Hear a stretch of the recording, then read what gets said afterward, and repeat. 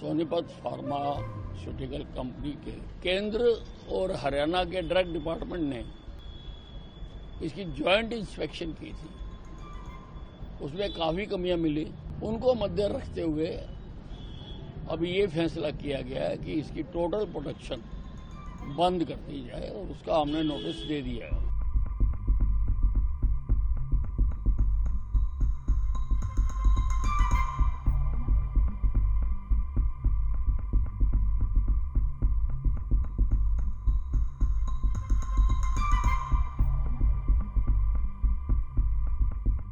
Sonipat pharmaceutical company के जो 3 drugs WHO ने मेंशन किए हैं, उनका तो अभी हमने सैंपल भेजा हुआ है सेंट्रल ड्रग लेबोरेटरी कलकत्ता में। उसकी अभी रिपोर्ट नहीं आई। उसकी रिपोर्ट आने पर हम कार्रवाई करेंगे।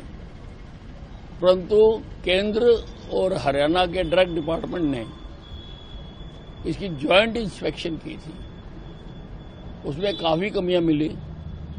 लगभग 12 कमियां उसमें मिली। उनको मद्देनजर रखते हुए अब ये फैसला किया गया है कि इसकी टोटल प्रोडक्शन बंद कर दी जाए और उसका हमने नोटिस दे दिया है।